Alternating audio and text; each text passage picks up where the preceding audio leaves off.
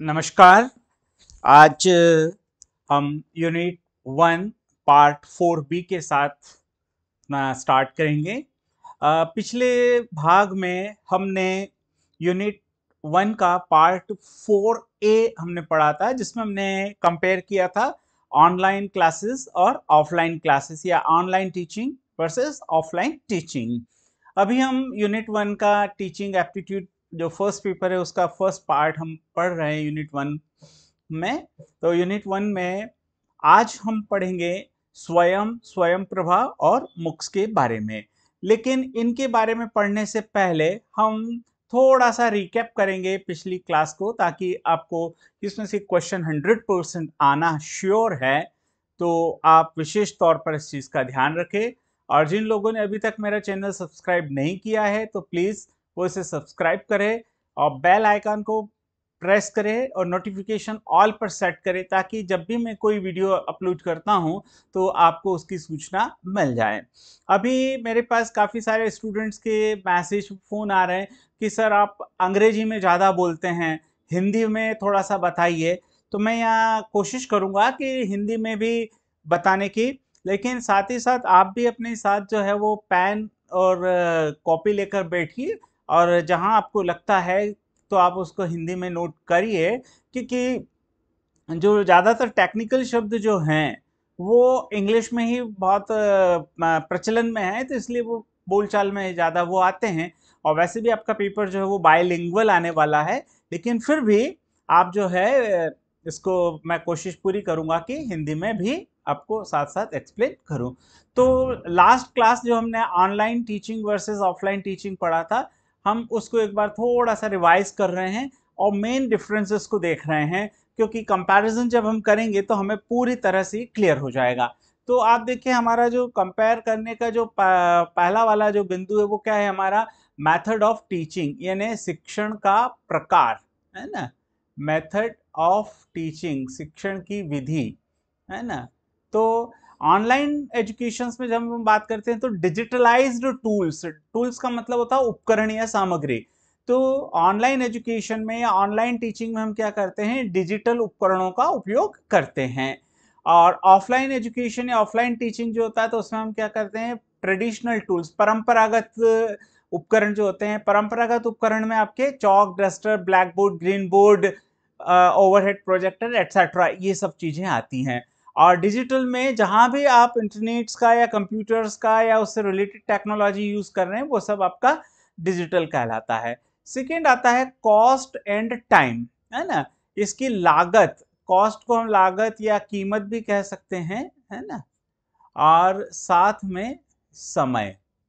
तो समय और कीमत की जब हम बात करें तो ऑनलाइन टीचिंग जो है वो क्या है, कॉस्ट इफेक्टिव है और साथ में टाइम सेविंग है, इसमें समय की बचत होती है। इनिशियल लेवल पर जरूर ऐसे लगता है कि इसकी कॉस्ट महंगी, क्योंकि आप जब एक पूरा सेटअप ऑनलाइन टीचिंग का करते हैं तो इट रेंजेस फ्रॉम, अगर स्टैंडर्ड बात करते हैं आप, डिजिटल पैनल, बोर्ड और ये सारी चीज़ें रखते हैं तो 3 to 4 lakhs का एक इनिशियल जो है इन्वेस्टमेंट आता है, जो वैरी करता है आपके द्वारा उपयोग किए जाने वाली चीज़ों पर। इससे ज़्यादा भी हो सकता है। लेकिन जब आप इसके कंपैरिजन में स्टूडेंट्स जो इससे बेनिफिट होंगे, जिनको स्टूडेंट्स को इससे लाभ होगा, उसको जब आप देखेंगे तो आपको ये बहुत बहुत प्रभावशाली लगेगा। कॉस्ट इफेक्टिव, यानी इसकी जो लागत है वो बहुत ही प्रभावशाली लागत है, यानी कम लागत है। हम कम लागत पर भी ऑनलाइन टीचिंग कर सकते हैं। दूसरी तरफ जब अगर आप ऑफलाइन टीचिंग की बात करते हैं तो ये बहुत एक्सपेंसिव है ऑनलाइन एजुकेशन सिस्टम से, और इसमें ज़्यादा समय भी लगता है। इसको आप ऐसे उदाहरण से समझ लें कि यदि 600 स्टूडेंट्स या 500 स्टूडेंट्स के हिसाब से हमें कोई एक कॉलेज सेटअप करना है तो हमें पूरा उसके लिए लैंड एक्वायर करना होगा, construction, classroom, furniture, A to Z, man power, सारी चीज़ें हमें प्रोवाइड्स करानी है। और जब उनकी हम कॉस्ट देखते हैं, उनकी लागत देखते हैं, तो वो बहुत महंगा पड़ता है कंपेयर टू ऑनलाइन एजुकेशन और ऑनलाइन टीचिंग के। फिर आता है आपका लोकेशन, यानी स्थान के बारे में अगर हम बात करें तो लोकेशंस की अगर हम बात करें तो ये एक वर्चुअल है, आभासी होता है। लेकिन यहाँ पर फिजिकल क्लासरूम है, भौतिक रूप से, यानी व्यक्तिगत रूप से व्यक्ति को जो है क्लासरूम में उपस्थित रहना होता है, तो यहाँ पर इसकी भौतिक स्वरूप में ये विद्यमान है, लेकिन ये एक आभासी कक्षा होती है। फ्लेक्सिबिलिटी या लचीलापन, तो ऑनलाइन क्लासेस जो होती है वो फ्लेक्सिबल शेड्यूल होता है, इनकी जो समय सारणी होती है वो काफ़ी लचीली होती है। लेकिन दूसरी ओर अगर हम बात करें कि ऑफलाइन क्लासेस, तो ऑफलाइन टीचिंग या ऑफलाइन क्लासेस में जो शेड्यूल्स जो होता है वो काफ़ी फिक्स्ड होता है और स्ट्रिक्टली होता है। तो ये बहुत बड़ा अंतर है। फिर आता है आपका संचार या संवाद, है ना? तो कम्युनिकेशन जो है इसको हम संचार भी कहते हैं, संवाद भी कहते हैं। तो इसमें जो कम्युनिकेशन है वो बहुत कम्युनिकेशन एंड कोलैबोरेशन, यानी टीचर और स्टूडेंट्स के बीच में जो सहयोग की भावना या सहयोग का जो रवैया होता है वो सब डिजिटली टूल्स के थ्रू होता है। लेकिन इसमें क्या होता है, फेस टू फेस होता है, आमने सामने होता है। यहाँ पर आपका ऑनलाइन टीचिंग्स में जब हम बात करते हैं तो टीचर और स्टूडेंट्स वर्चुअली एक दूसरे से जुड़े रहते हैं डिजिटल फॉर्म में। लेकिन जब हम ऑफलाइन टीचिंग्स की बात करते हैं तो यहाँ एक दूसरे के साथ वो व्यक्तिगत फेस टू फेस आमने सामने की स्थिति में होते हैं। टाइप ऑफ अप्रोच, यानी पहल का तरीका, किस तरीके से पहल की जाती है, अप्रोच की जाती है। तो फैसिलिटेशन एंड सिंक्रोनस अप्रोच, इसमें जो अप्रोच है वो सिंक्रोनस है, एसिंक्रोनस है। मतलब एसिंक्रोनस का मतलब है कि टीचर और स्टूडेंट्स को एक साथ सिंक्रोनाइज्ड होना। हाँ, अगर लाइव टेलीकास्ट हो रहा है तो उस समय ज़रूर वो सिंक्रोनाइज्ड होंगे, लेकिन वो लेक्चर्स बाद में भी डिजिटल फॉर्म में अवेलेबल होते हैं, तो वो अप्रोच यहाँ पर काम होती है। लेकिन यहाँ पर ऐसा नहीं होता, यहाँ निर्देशात्मक होता है, इंस्ट्रक्शनल होता है और साथ में तुल्यकालिता होती है एक ही समय पर, क्योंकि फिजिकली है, अगर टीचर क्लास से बाहर चला गया है, स्टूडेंट क्लास से बाहर चला गया, तो फिर उनमें कम्युनिकेशन या टीचिंग नहीं हो पाएगा। फिर एक पेस ऑफ लर्निंग, सीखने की गति या अधिगम की गति। तो students largely determine the pace of learning, है ना? इसके अंदर मतलब बच्चे जो होते हैं यानी स्टूडेंट्स जो होते हैं, लर्नर्स जो होते हैं, वो बड़े व्यापक तौर पर शिक्षण यानी अधिगम की गति को निर्धारित करते हैं। लेकिन यहाँ पर क्या होता है, teacher largely determine the pace of learning, यहाँ पर जो होता है वो शिक्षक के नियंत्रण में ज्यादा होता है। तो ऑनलाइन टीचिंग और ऑफलाइन टीचिंग में पेस ऑफ लर्निंग की जब हम बात करते हैं तो ये डिफरेंस आता है। And the last, the level of commitment, निष्ठा या प्रतिबद्धता, है ना? कमिटमेंट को हम क्या कहेंगे, प्रतिबद्धता। तो लेवल ऑफ कमिटमेंट का मतलब क्या होगा आपका, प्रतिबद्धता का स्तर, है ना? ये आगे आपका प्रतिबद्धता का स्तर, है ना? तो प्रतिबद्धता का स्तर जो होता है वो students are less likely to remain serious and committed to their studies. विद्यार्थी जो होते हैं वो कम गंभीर होते हैं और अपने अध्ययन के प्रति जो प्रतिबद्धता होती है वो कम होती है। लेकिन यहाँ पर अधिक होती है, कारण यहाँ पर टीचर्स का कंट्रोल होता है। मैं यहाँ पर आपको बात तो थोड़ा सा हंसी मजाक के हिसाब से बात बता रहा हूँ। आप जब यूट्यूब पर जाएं तो आप फनी वीडियोस या दिव्या मैम के नाम से वीडियोस चेक करना, तो आपको पता चलेगा कि क्लास की सीरियसनेस और कमिटमेंट स्टूडेंट्स का कितना होता है। इतने बेसलेस क्वेश्चंस पूछते हैं, इतने इररेलेवेंट क्वेश्चंस पूछ लेते हैं स्टूडेंट्स। तो ये शो करता है कि यहाँ पर सीरियसनेस और कमिटमेंट का अभाव होता है। तो ये सब चीजें थी हमारी ऑफलाइन टीचिंग्स और ऑनलाइन टीचिंग में comparison. Now we will take about the स्वयं, है ना? तो स्वयं जो है ना, आप दिख रहे हैं कि स्वयं एक नाम है, और अभी आपको पता है कि किसी भी चीज को हम शॉर्ट फॉर्म में, आजकल ट्रेंड चल रहा है कि उसको शॉर्ट फॉर्म में लिख लेते हैं। तो यहाँ पर ये जो स्वयं है, तो स्वयं में एस, है ना? तो S stands for study, S for study, है ना? और फिर आता है आपका डब्ल्यू, तो W stands for the webs of, है ना? वेब्स ऑफ के लिए डब्ल्यू यूज किया है। फिर आता है आपका A for active learning, active learning for, ये A stands for. Y stands for young, युवा, है ना? और ए फॉर एस्पिरिंग, एस्पायरिंग, है ना? और एम फॉर माइंड, तो ये फुल फॉर्म आपको याद रखना है, ये ध्यान रखें, बहुत इंपॉर्टेंट है। ये क्वेश्चन आ सकता है कि एस स्वयं में जब हम लिखते हैं तो एस का अर्थ क्या है, या S stands for, W stands for, A stands for, A stands for and M stands for. तो ये स्वयं का विस्तार है। स्वयं जो है वो एक संक्षिप्तीकरण है। किसका संक्षिप्तीकरण है? Study webs of active learning for young aspiring minds, इसका ये एक संक्षिप्तीकरण है।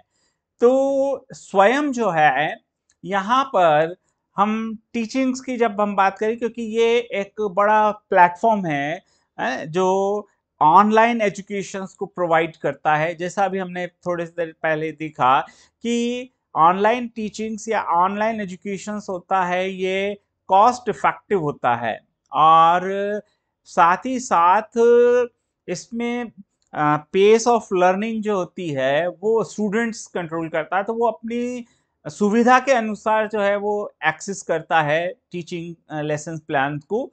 तो यहाँ पर 4 अलग अलग हम लेवल्स देख रहे हैं।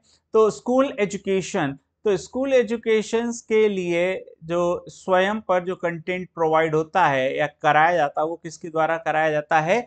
NIOS के द्वारा। तो NIOS जो है, तो NIOS का मतलब क्या है? तो NIOS एक शॉर्ट फॉर्म है, national school open, national institute of open schooling. और फिर सेकंड इसमें क्या है, आगे हम इसके पूरे फुल फॉर्म्स भी देखने वाले हैं, NCERT। तो स्वयं जो है एक study web active learning portal है, और स्वयं जो है वो यहाँ पर मैं डेट भी लिख देता हूँ। स्वयं जो है ये स्टार्ट कब हुआ था? तो स्वयं स्टार्ट हुआ था 9th of July 2017, और ये स्टार्ट किसके द्वारा किया गया था? शिक्षा मंत्रालय, मिनिस्ट्री ऑफ एजुकेशन, शिक्षा मंत्रालय, भारत सरकार। और पूर्व में इसे हम मानव संसाधन और विकास मंत्रालय कहते थे। पहले इसका नाम क्या था?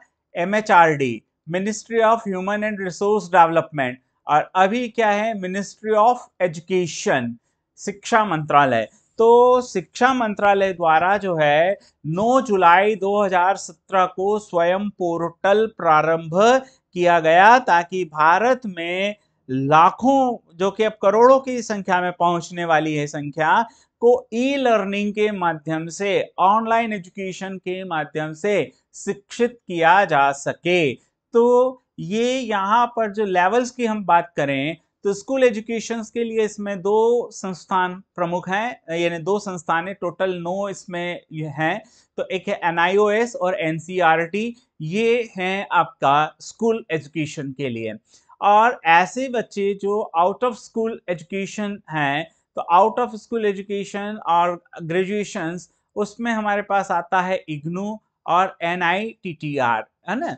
और फिर आता है अंडर ग्रेजुएट एजुकेशन। तो अंडर ग्रेजुएट के लिए NPTEL है, AICTE है, CEC कंसोर्टियम ऑफ एजुकेशन, आगे हम पढ़ेंगे, और IIMB, Indian institute of management Bangalore. और पोस्ट ग्रेजुएट एजुकेशन में NPTEL है आपका, AICTE है, IIMB है और UGC है। अब आगे हम देखते हैं ये क्या करते हैं। तो आप देखें, अगर अभी हम स्वयं पोर्टल्स की बात करें, तो स्वयं पोर्टल्स पर, स्वयं पोर्टल्स का जो कार्य करने का जो तरीका, तो इसके अंदर 203 पार्टनरिंग इंस्टीट्यूट्स है, यानी स्वयं पोर्टल में जो भाग लेने वाले संस्थान है, पार्टनर इंस्टीट्यूट्स हैं। प्रेजेंटली ये वेबसाइट से लिया गया डेटा है स्वयं की। तो पार्टनरिंग इंस्टीट्यूट्स की संख्या, यानी इसमें सहभागिता करने वाले संस्थानों की संख्या कितनी है? 203। फिर कंप्लीटेड कोर्सेस, अभी तक कितने कोर्स यहाँ पर कंप्लीटेड किए जा चुके हैं, रजिस्टर्ड हो चुके हैं, जिनका कंटेंट यहाँ पर हो चुका है, मतलब ऐड हो चुका है, वो है 9308। 9308 पाठ्यक्रम जो है वो पूर्ण किए जा चुके हैं। और इसमें अभी तक जो स्टूडेंट्स एनरोल हो चुके हैं, तो आप देखिए कि जो अभी तक स्टूडेंट्स एनरोल हो चुके हैं, तो कितने स्टूडेंट्स एनरोल हो रहे हैं आप देखिए, है ना, इकाई, दहाई, सैकड़ा, हजार, 10,000, लाख, 10 लाख और करोड़, है ना। यानी अभी तक इस पोर्टल पर जो स्टूडेंट्स रजिस्टर्ड हो चुके हैं वो कितने हैं, 3,35,41,225। इतने विद्यार्थी स्वयं पोर्टल पर रजिस्टर्ड हो चुके हैं। और एग्जाम के लिए कितनों ने रजिस्ट्रेशन किया है, तो एग्जाम्स के लिए रजिस्ट्रेशन किया है 26,94,875 स्टूडेंट्स ने, और सक्सेसफुली कंप्लीट कर चुके हैं 16,70,000 स्टूडेंट्स जो है यहाँ पर सर्टिफिकेशन, यानी अपने पाठ्यक्रम पूर्ण, जिस भी पाठ्यक्रम में वो उन्होंने एनरोल किया था उसकी एग्जाम्स पास कर ली और सर्टिफिकेट को अवेल कर लिया। तो ये स्वयं के बारे में कुछ बेसिक्स जानकारी है स्वयं पोर्टल्स के बारे में। हर एक कॉलेज में इसका एक लोकल चैप्टर होता है, एक प्रोफेसर इसका एक इंचार्ज होता है, और उस इंचार्ज के थ्रू जो है सारी एक्टिविटीज की जाती हैं, और साल में 2 बार इसके रजिस्ट्रेशन ओपन होते हैं। यहाँ पर आपके सामने स्क्रीन पर दिख रहे हैं कुछ मोनो लोगोस दिख रहे हैं। तो ये जो लोगोस हैं ये उन इंस्टीट्यूट्स के हैं। टोटल इसमें बेस्ट क्वालिटी इंश्योर करने के लिए 9 नेशनल कोऑर्डिनेटर्स अपॉइंट किए गए हैं स्वयं के लिए। यानी स्वयं के जो कंटेंट होते हैं, यानी स्वयं एक प्लेटफॉर्म है, लेकिन उस प्लेटफॉर्म पे कोऑर्डिनेशन करने वाले जो इंस्टीट्यूट्स हैं वो कितने इंस्टीट्यूट्स हैं, तो there are 9 institutes which are appointed as a national coordinator to ensure the best quality of content। जो कंटेंट है उसकी, यानी पाठ्यक्रम या उसकी विषय वस्तु या विषय सामग्री जो कि अपलोड की जाती है स्वयं पोर्टल पर, उसकी गुणवत्ता सुनिश्चित करने के लिए यहाँ पर 9 संस्थान हैं, जिसमें सबसे पहला है आपका AICTE, all India council for technical education. Second number ये आपका है, फर्स्ट नंबर। सेकंड नंबर पर आपका आता है एनपीटेल। एनपीटेल का फुल फॉर्म आगे स्लाइड में आएगा, तो मैं वहां थोड़ा सा धीमा कर दूंगा, आप उसको नोट कर लीजिएगा। यहाँ लोगो केवल आप देख लीजिए, एनपीटेल का लोगो है। देन ये आपका यूजीसी का लोगो है, ये आपका सीईसी का लोगो है, ये आईआईएम बेंगलुरु का लोगो है, ये आपका एनआईओएस का लोगो है, national institute of open schooling ये इग्नू का है, एनसीईआरटी का है, और ये लास्ट है एनआईटीटीआर कोलकाता, है ना। ये कोलकाता का लिखा है, वैसे ये बहुत सारे जगह पर है, मैंने एनआईटीटीआर का है। तो ये जो 9 संस्थान है टोटल, ये कौन कौन से हैं एक बार हम यहाँ स्लाइड में देख लेते हैं। तो पहले नंबर पर हमारा क्या आ रहा है, AICTE, all India council for technical education, है ना। अखिल भारतीय तकनीकी शिक्षण संस्थान या परिषद, अखिल भारतीय अखिल भारतीय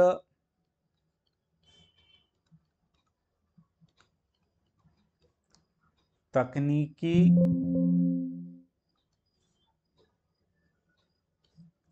शिक्षा परिषद। देश में जितने भी टेक्निकल इंस्टीट्यूट्स हैं, यानी इंजीनियरिंग कॉलेजेस हैं, ये उनका नियंत्रण, रेगुलेशन, विनियमन करने वाली सर्वोच्च संस्था है। सेकंड नंबर पर आपका आता है एनपीटेल। इसके बारे में भी एक स्लाइड पूरी मैंने बना रखी है, उसमें देखेंगे। तो national programme on technology enhanced learning, है ना। तकनीकी आधारित शिक्षण को परिवर्धन करने के लिए, एनहांस्ड करने के लिए, किसमें, इंजीनियरिंग में, ये एक प्रोग्राम चलाया गया है जिसे हम संक्षिप्त में एनपीटेल कहते हैं। फिर आता है आपका यूजीसी, है ना, यूनिवर्सिटी ग्रांट्स कमीशन। है ना। इसका हिंदी नाम तो खैर आपको सबको पता ही होगा, विश्वविद्यालय अनुदान आयोग। तो यूजीसी जो है ये सबसे बड़ी सर्वोच्च संस्थान है जो भारत में उच्च शिक्षा से संबंधित नियमों, अधिनियमों आदि का निर्माण करती है, उन्हें लागू करना सुनिश्चित करती है। विश्वविद्यालय अनुदान आयोग। आगे हमारा एक यूनिट आएगा, उसमें हम इस के बारे में डिटेल्स में पढ़ने वाले हैं, इसलिए अभी यहाँ केवल नाम याद रख रहे हैं। फिर आता है सीईसी, कंसोर्शियम, है ना। CEC, consortium for educational communication, है ना, एजुकेशनल कम्युनिकेशन। मैं बहुत, आप लोग अभी वर्तमान जनरेशन इसको देखती है या नहीं देखती मुझे नहीं पता, लेकिन जब हम छोटे थे उस समय 11 बजे सुबह में दूरदर्शन केवल चैनल चलता था और उसमें एक कार्यक्रम आता था तरंग, मुझे अभी तक उसकी धुन याद है। जब उसमें वो म्यूजिक के साथ आता था, सी लेकर आया तरंग तरंग तरंग, और उसमें बहुत इंटरेस्टिंग रोचक तरीके से विज्ञान के प्रयोग आदि के बारे में बताया जाता था। तो ये सीईसी वही है। ये यूजीसी के साथ एक कहना चाहिए एक संस्थान है जो यूजीसी के साथ कोलैबोरेशन करके और प्रोग्राम्स आदि बनाती हैं।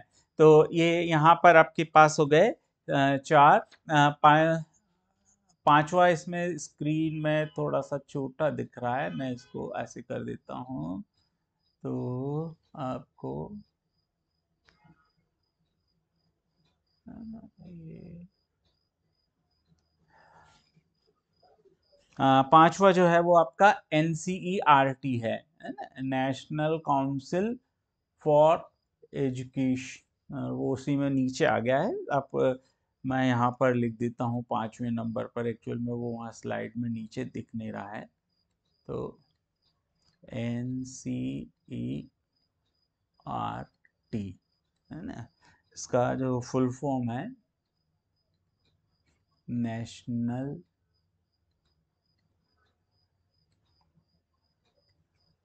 Council, national council of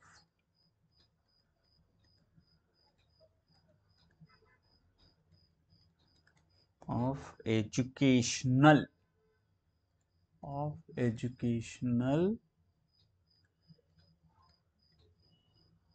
research and training.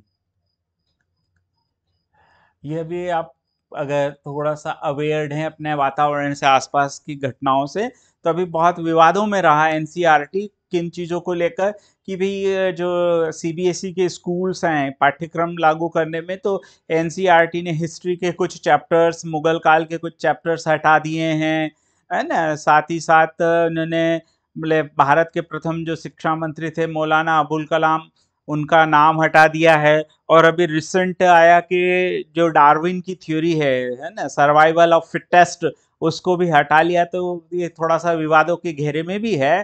तो ये एनसीईआरटी जो है ये सबसे बड़ी सर्वोच्च संस्था किसके लिए है? स्कूल एजुकेशन के लिए है। और ये सिलेबस आदि का निर्धारण करना, पाठ्यक्रम का निर्धारण करना, ये सब इसी की जिम्मेदारी है। तो 5वें नंबर पर ये हो गया आपका एनसीईआरटी। 6 नंबर पर है national institute of open schooling, है ना। मुक्त विश्वविद्यालय होता है जैसे इग्नू, वैसे ही मुक्त विद्यालय। तो ऐसे विद्यार्थी जो नियमित तौर पर स्कूल में अध्ययन करने में असमर्थ हैं, उनके लिए इस प्रकार के ओपन स्कूल या मुक्त विद्यालय की प्रणाली भारत में विकसित की गई है। तो देश में अलग अलग राज्यों में अलग अलग प्रकार की संस्थाएं हैं, और जो NIOS में रजिस्टर्ड है उसी के सर्टिफिकेट्स वैलिड होते हैं। मैं जब नागदा कॉलेज में प्रिंसिपल था तो वहाँ पर मैंने एक बहुत बड़े रैकेट्स को पकड़ा था, और उसी के कारण आज मैं इधर उधर भटक रहा हूँ, लेकिन अपने सत्य का मार्ग मैंने नहीं छोड़ा। तो वहाँ पर एक झारखंड ओपन स्टेट स्कूल था जो कि फर्जी था। क्यों फर्जी था? क्योंकि NIOS में लिस्टेड ही नहीं है। तो देश में अलग अलग राज्यों में जो भी ओपन स्कूल्स होते हैं उनका national institute of open schooling जो संस्था है उसमें रजिस्टर्ड होना जरूरी है। फिर आता है आपका Indira Gandhi national open university IGNOU, ये कॉलेज लेवल पर। एनआईओएस जो है वो स्कूल लेवल पर 10th और 12th लेवल पर ये सर्टिफिकेट मतलब बोर्ड एग्जाम्स आदि कंडक्ट करता है, उसका पाठ्यक्रम निर्धारण और ये सारी चीजें होती है। वैसे ही अगर हम यूजी और पीजी लेवल्स की बात करें और कुछ विषयों में पीएचडी लेवल पर भी इग्नू में दूरस्थ शिक्षण पद्धति के द्वारा अध्यापन करवाया जाता है।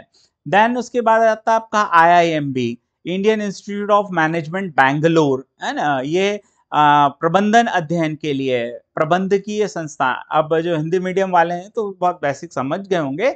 इंडियन इंस्टीट्यूट ऑफ मैनेजमेंट, भारतीय प्रबंध संस्थान बैंगलोर, है ना। जैसे आपका अहमदाबाद में है, इंदौर में है, ऐसे देश में बहुत सारे जगह पर आईआईएमबीज हैं। आगे हम higher education institutes in India करके एक पूरी यूनिट है, उसमें हम डिटेल्स पढ़ने वाले हैं। देन द 10th नंबर पर आपका आता है NITTER। सॉरी, मैंने नंबरिंग में कुछ गड़बड़ हो रहा होगा, खैर कोई दिक्कत नहीं, है ना। सो NITTER जो है तो हाँ नंबरिंग गलत है ना, वही तो पकड़ में आ जाती है गलती अपनी। ये एक्चुअल में 6 7 7 के बाद क्या होना चाहिए 8, है ना। और ये यहाँ पर आपका 9, में वही सोचूं कि 9 थे तो 10 कहाँ से आ गए। तो 9वें नंबर पर है हमारा NITTER, national institute of technical teachers training and research. जो टेक्निकल इंस्टीट्यूट्स होते हैं ना, इंजीनियरिंग संस्थान जिसको हम सीधे सीधे भाषा में बात करें, तो इन संस्थानों में अध्यापन कराने वाले जो प्रोफेसर्स होते हैं यानी शिक्षक होते हैं, उनके प्रशिक्षण के लिए NITTER है। इसी प्रकार से अगर हम सामान्य संस्थानों की बात करें तो उसके लिए ह्यूमन रिसोर्स डेवलपमेंट सेंटर होते हैं। पहले उन्हें एकेडमिक स्टाफ कॉलेज कहा जाता था, आजकल उनको जो है यूजीसी HRDC कहा जाता है। जैसे मध्य प्रदेश की अगर हम बात करें तो मध्य प्रदेश में जो है वो सागर विश्वविद्यालय जो सेंट्रल यूनिवर्सिटी है वहाँ HRDC है, और देवी अहिल्या विश्वविद्यालय इंदौर में HRDC है।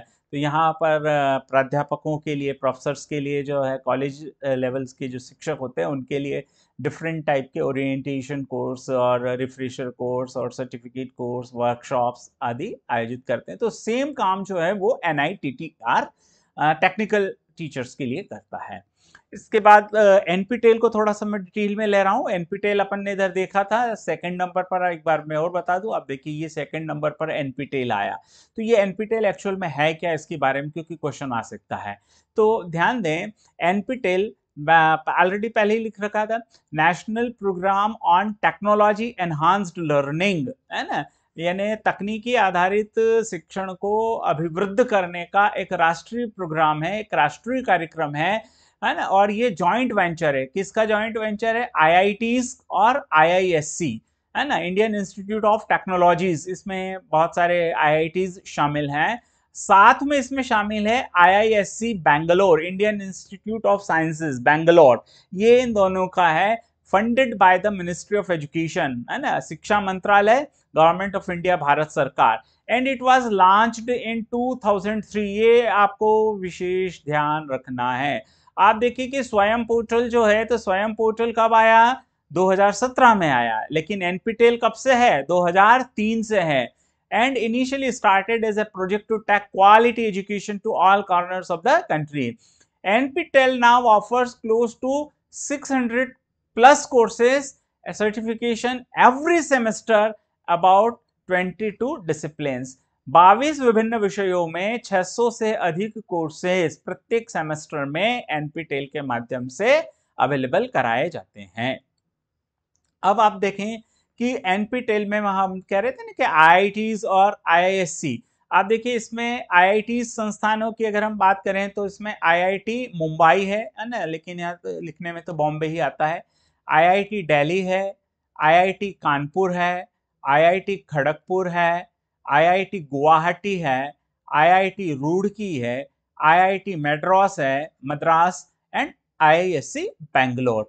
वहां पे हमने देखा ना कि जॉइंटली फंड, ये देखो आप क्या लिखा हुआ है, joint venture of the IITs and IISc। IIT और IISc का एक जॉइंट वेंचर है, संयुक्त उपक्रम है।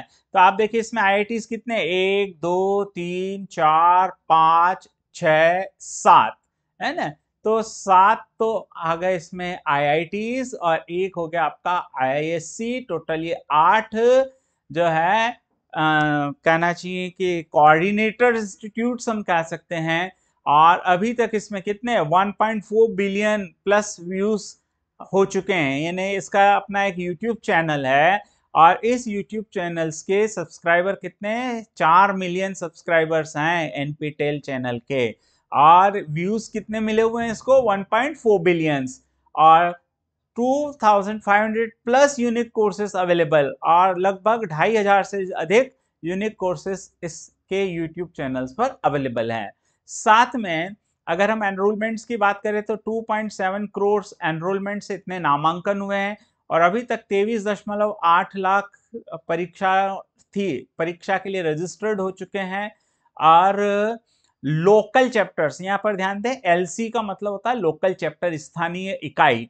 तो इसकी 5200 स्थानीय इकाइयां हैं पूरे देश भर में और 4707 मुक्स जो हैं वो कंप्लीटेड हो चुके हैं और 80 प्लस इंडस्ट्री एसोसिएट्स हैं। तो ये थोड़ा सा आप ध्यान रखें, फिगर्स पे ना जाएं आप, क्योंकि फिगर्स नहीं पूछे जाते हैं, ये विशेष ध्यान रखें। लेकिन आपको इसके थ्रू चीजों को ग्रास्प करना है, पकड़ना है।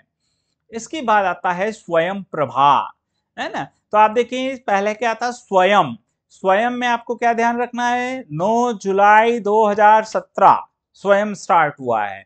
स्वयं में 9 नेशनल कोऑर्डिनेटर्स हैं और उन 9 नेशनल कोऑर्डिनेटर्स में एनपीटेल अपने आप में एक बहुत बड़ा कोऑर्डिनेटर्स है। और एनपीटेल 2003 में स्टार्ट हो चुका था और एनपीटेल में 7 IITs हैं और एक IISc बेंगलुरु है। अब आता है स्वयं प्रभा। तो आप यहाँ स्क्रीन पर देख रहे हैं, सामने बहुत सारी स्क्रीन्स हैं, टेलीविजन स्क्रीन्स हैं, मॉनिटर्स हैं, है ना। और एक ये डिश टीवी लगा हुआ है। तो इसी से आप समझ जाइए कि ये DTH चैनल्स हैं, फ्री DTH चैनल्स हैं, डायरेक्ट टू होम, है ना। आज हर कोई समझता, अब तो घरों पे जो हमारे डिश एंटेना लगा होता था, पुराने समय में हमें केबल कनेक्शन आदि लेना होता था, अब क्या अपना पर्सनल हम लगाते। खैर आजकल तो अब एंड्रॉयड बेस्ड आ गए, आप 5G कनेक्शन या फाइबर कनेक्शन ले लें, उससे एंड्रॉयड बेस्ड टीवी भी आप चला सकते हैं। तो वैसे ही स्वयं प्रभा जो है वो एक DTH चैनल प्लेटफॉर्म है। तो इसके बारे में थोड़ा सा हम देखें तो यहाँ पर मोटे तौर पर जो चीज मैं अंडरलाइन कर रहा हूँ उसको विशेष आप ध्यान दीजिएगा, वही आप नोट करें, वो आपके लिए बहुत काम की है। तो स्वयं Prabha is a group of 34 DTH direct to home channels हैं, है ना। अब ये 34 है, स्टार्टिंग जब हुआ था ना तो 32 थे, ध्यान रखें। स्टार्टिंग करते समय 32 चैनल्स थे, जो अब बढ़कर कितने हो गए हैं, 34 चैनल्स हो गए हैं। ये जो चैनल्स हैं ये 24x7 यानी सप्ताह के 7 दिन और दिन के 24 घंटे लगातार चलते हैं। फिर ये ध्यान रखना है, GSAT 15 सैटेलाइट, क्योंकि जब भी हम डायरेक्ट टू होम की बात करते हैं, चैनल ब्रॉडकास्टिंग की बात करते हैं, तो we need a geosynchronous satellite. तो यहाँ पर हमारे पास जो जियो सिंक्रोनस सैटेलाइट है जिसका नाम क्या है, GSAT 15। तो GSAT 15 है। और आपको विशेष बात जो ध्यान रखनी वो क्या है, आप देखो, there will be a new content for at least 4 hours which would be repeated 5 more times in a day। यानी प्रतिदिन 4 नए टाइप के कंटेंट, जिसमें 4 घंटे के नए कंटेंट प्रतिदिन जो है वो लिए जाते हैं। आप इसको इस तरीके से समझिए कि जैसे हम बात कर रहे हैं कि ये सब क्या है, ओपन सोर्सेज है ना। तो आपका कोई अगर सपोज करें तो कोई धारावाहिक आ रहा है, मैं तो बहुत कम देखता हूँ, नहीं पता, लेकिन कभी कभी कानों में पड़ जाते हैं, अनुपमा, है ना। तो अब वो सीरियल्स बहुत फेमस है अभी, या और कोई टीवी शो आ रहा है तो उसका एक पर्टिकुलर टाइम पीरियड होता है। तो वो जो टाइम पीरियड्स पे अगर आप चूक गए तो फिर आपको देखना नहीं मिल पाता है। कुछ कुछ एपिसोड्स होते हैं जो एक और टाइम पर टेलीकास्ट होते हैं, तो 2 बार। लेकिन यहाँ पर स्वयं प्रभा पर जो है वो दिन में कम से कम 5 बार वो रिपीट होता है।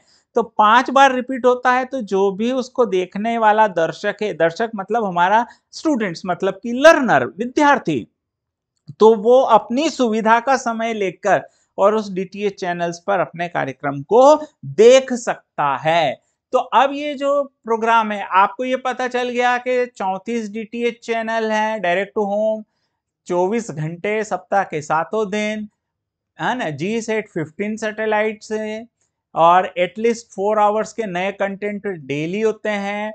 अब याद रखना है कि ये जो चैनल्स हैं ये अपलिंक्ड कहाँ से होते हैं, तो BISAGN, है ना, तो इसका फुल फॉर्म क्या है, Bhaskaracharya national institute for space application and geo informatics, Gandhinagar.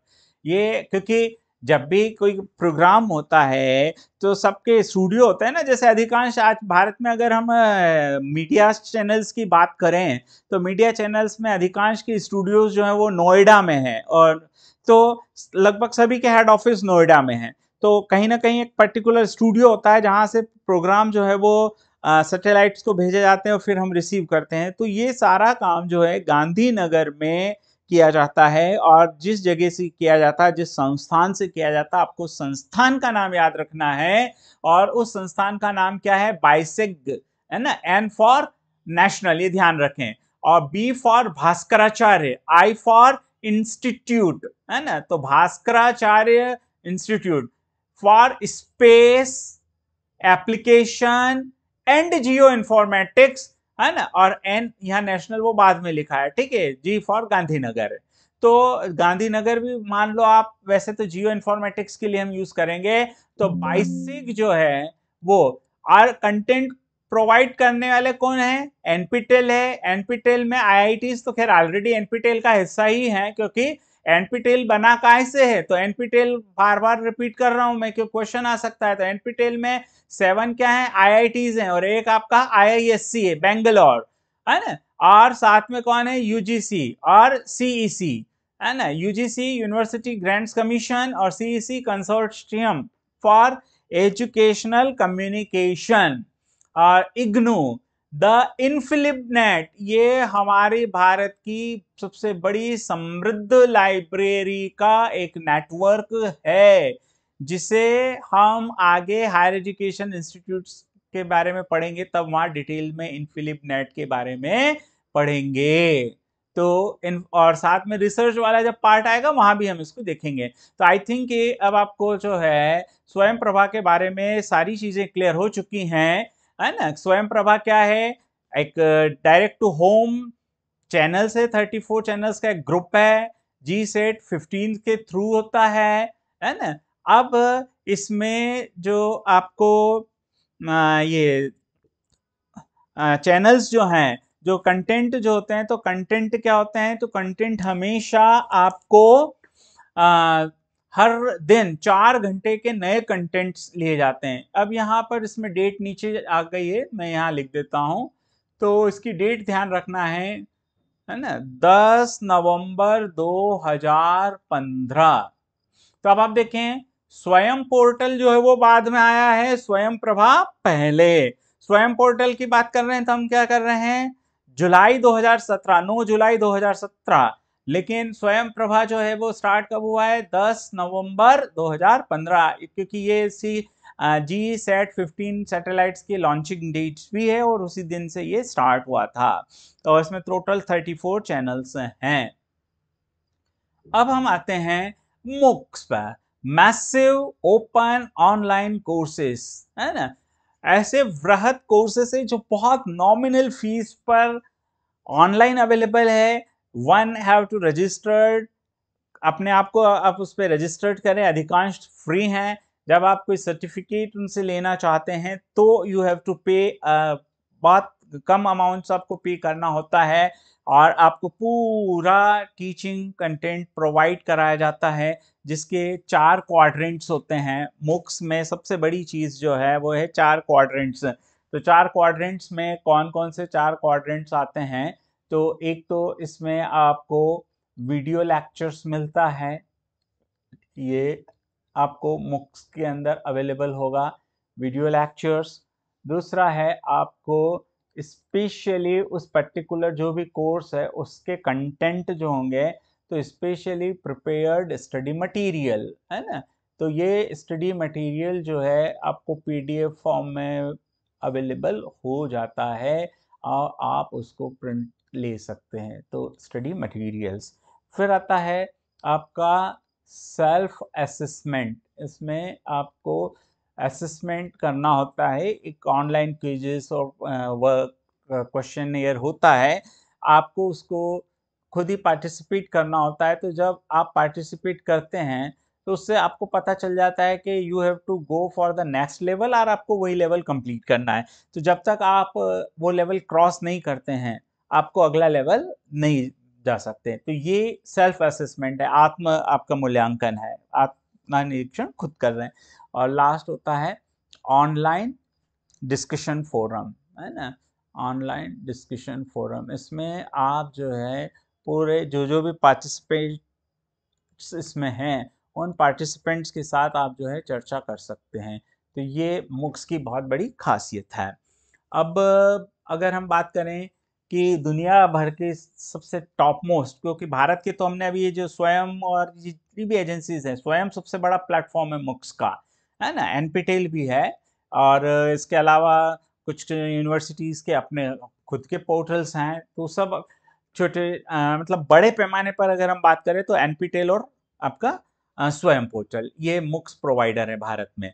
लेकिन वर्ल्ड वाइड अगर हम बात करें तो वर्ल्ड वाइड सबसे बड़ा जो MOOCs प्लेटफॉर्म है वो है कोर्सेरा, और सेकंड नंबर पर है आपका EDX, थर्ड है आपका एक्सटेंक्स, ये चाइनीज कुछ लग रहा है ना। और फिर है आपका फ्यूचर लर्न, है ना। और यूडेसिटी, ये बहुत ही माने हुए हैं। मैंने खुद ने यहाँ से हार्वर्ड यूनिवर्सिटी से एक कोर्स किया हुआ है, सर्टिफिकेशन कंप्लीट किया हुआ मेरा, लीडर्स ऑफ लर्निंग, 10 वीक्स का ये कोर्स मैंने यहाँ से किया।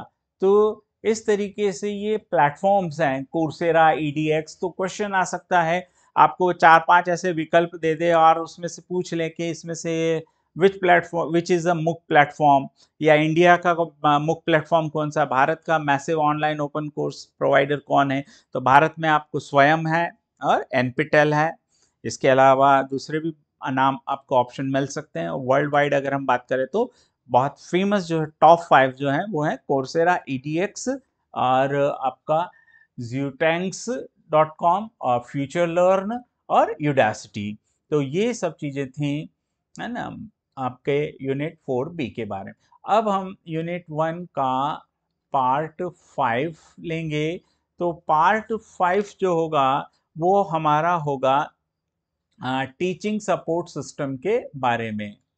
टीचिंग सपोर्ट सिस्टम, ये इसका एक ही भाग रहेगा।